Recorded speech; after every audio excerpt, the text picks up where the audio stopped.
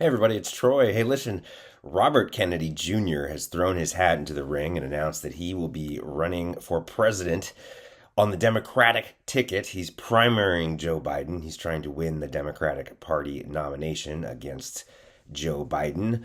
Robert Kennedy has always been a bit of an eccentric, an environmentalist, an animal rights activist.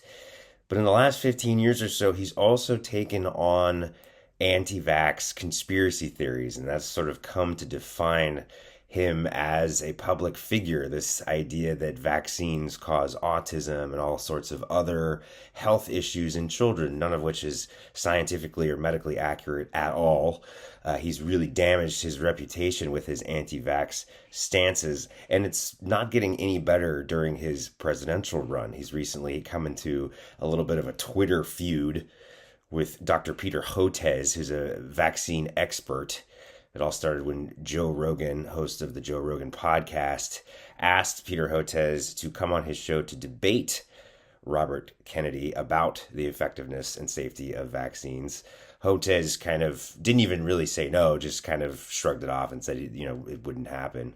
And then that's turned into somewhat of a crazy Twitter meltdown involving Joe Rogan, Elon Musk, owner of Twitter, and Robert Kennedy, all three kind of coming after Peter Hotez and attacking him for not showing up on Joe Rogan's show to debate Robert Kennedy. And in fact, Hotez reported that he was harassed and stalked outside of his home in Houston as a result of both this incident and just being a well-known vaccine expert and vaccine advocate. But this Twitter incident involving Peter Hotez is just the latest in a string of bizarre, conspiracy-laden statements that Robert Kennedy has made.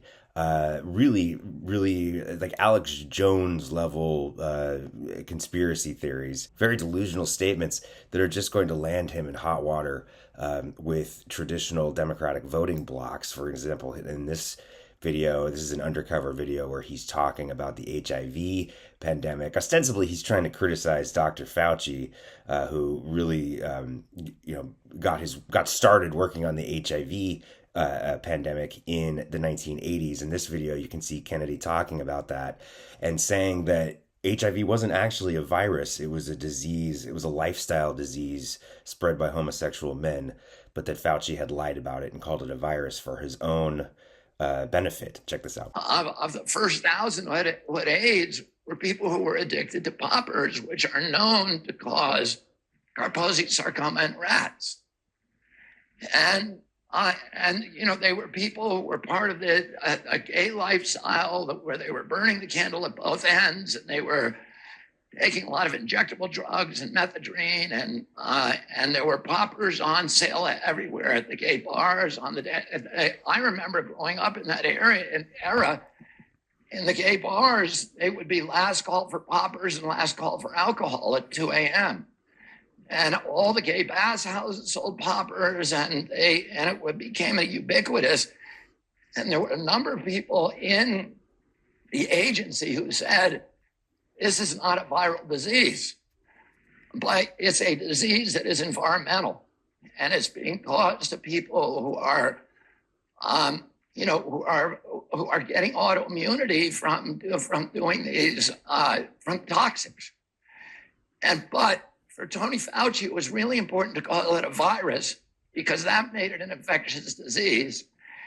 And it allowed him to take control of it. Here's another one from that same event where he's claiming that the medical community, that doctors are more inclined to be Nazis, that most doctors in Germany became Nazis. And unfortunately, we have a whole new wave of Democrats who has zero skepticism towards Tony Fauci and the medical cartel. They don't understand the history. You look at the history of tyranny, and virtually at the front line in almost all the tyrannies in history, doctors have been right up there. The biggest profession, the 63% of doctors in Germany prior to World War II joined the Nazi Party. 63%, more than any other profession. More than any other profession. And there was not a single, and the doctors were all involved in it. long before they started killing Jews and gypsies, they were exterminating anybody who had intellectual disabilities or physical disabilities. You were sterilized and you were killed, and the doctor had to certify you. It was the doctor's job to look for people in his patient groups and identify the ones that had to be eliminated, and virtually 100% of them cooperated. Not a single medical agency, not a single prominent doctor complained about, all the other stuff that happened that was well known. So, doctors are really good at treating people. Certain doctors are. I just had my hip replaced, and I thank God for the doctor who did it. I can walk without pain. But they should not be running our government, people, unless they get elected. Because they don't teach you in medical school about skepticism. They don't teach you that people in authority lie. And that if you're going to protect a population, you need to know that. And I love at the end there when he's like, "Oh, but my doctor's great. The doctor that fixed my hip was one of the rare good ones." You always wonder if these people actually do go to the doctor, if these anti-vaxxers will put their money where their mouth is and just avoid modern medicine altogether. Clearly, they don't. Clearly, Robert Kennedy has no problem going to a doctor for his own issues, but he will take every opportunity to grift off of this anti-vax movement, telling other people to not trust the medical profession, putting a lot of people's lives at risk. Here's another bizarre video talking about vaccines and their effect on children, claiming that not even COVID vaccines, but just all the standard vaccines that children get as they're required to get to attend school, that we've damaged an entire generation of children. And he makes some very, very bizarre claims in this video. Check this out. 86, we had 11 vaccines and it had doubled. By 2006, under his watch, it went to 54%.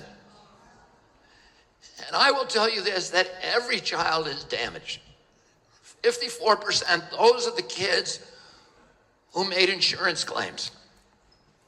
What about the kids who lost IQ, 1 or 2 points, who are depressed, who are not functioning, who are socially awkward? All of these injuries that are invisible from the vaccines. We know, if you've ever compared an unvaccinated kid to a vaccinated kid, you see the bright eyes and the engagement and the social interactions and the curiosity and the affection and you compare them. A child even had 1 or 2 vaccines and they're completely different. And those injuries don't get measured. They're just a blight on this, and they poisoned an entire generation of American children. This idea that unvaccinated children are happier, more affectionate, more alive, have better senses of humor and social skills, these are not quantifiable things. He could point to 0 studies that confirm what he's saying here. He's completely making this up as he goes along. The vast majority of youth in the United States are vaccinated, so I'm not sure how you could say that vaccinated youth have lower IQs and are less affectionate than unvaccinated youth. I'm not really sure how that could be quantified, especially the life behind their eyes. That's not something that's quantifiable. So he's just making this up as he goes along, and it's really, really, really disturbing to have any adult in any kind of position of power making these statements, accusing parents of making their own children sick by following basic medical procedures, basic vaccines, which is something we've been doing for hundreds of years in this country. These are dangerous, dangerous statements from a man who wants to be president of the United States. And finally, we have a clip of Robert Kennedy sinking to Alex Jones level nonsense, where he's claiming that chemicals in the water are turning American boys gay. I see these huge levels of depression and despair, loneliness in kids, and I don't think that there's a single cause to it. And I think blaming it on, depression about climate is probably oversimplistic. And in fact, I think a lot of the problems we see in kids, and particularly boys, it's probably underappreciated that how much of that is coming from chemical exposures, including a lot of the sexual dysphoria that we're seeing. They're swimming through a soup of toxic chemicals today, and many of those are endocrine disruptors. There's atrazine throughout our water supply. Atrazine, by the way, if you in a lab put atrazine in a tank full of frogs, it will chemically castrate and forcibly feminize every frog in there, and 10% of the frogs, the male frogs, will turn into fully viable females able to produce viable eggs. If it's doing that to frogs, it could. There's a lot of other evidence that it's doing it to human beings as well. Very, very bizarre, conspiracy-laden nonsense coming from Robert Kennedy, who's seeking the Democratic presidential nomination, trying to primary Joe Biden. Clearly just a stooge to split Democratic votes. Time will tell if he's at all successful in that. He is very popular among MAGA Republicans for being anti-vax and being anti-Biden and anti-Fauci and confirming all their conspiracy bullshit that they believe in. It's starting to look like maybe he may even be drifting towards being Trump's running mate. That may be more realistic than him winning the Democratic presidential nomination. And in fact, Trump came out and saying his praises and said really good things about Robert Kennedy this week. So we'll see how that turns out. Highly unlikely that Robert Kennedy will win the Democratic presidential nomination. But this is absolutely disturbing, the things that he's saying here in these clips. It's offensive, it's weird, it's creepy, and it's not fitting of a man who wants to be president. Robert Kennedy has certainly fallen from grace and is an absolute lunatic if we want to go that far.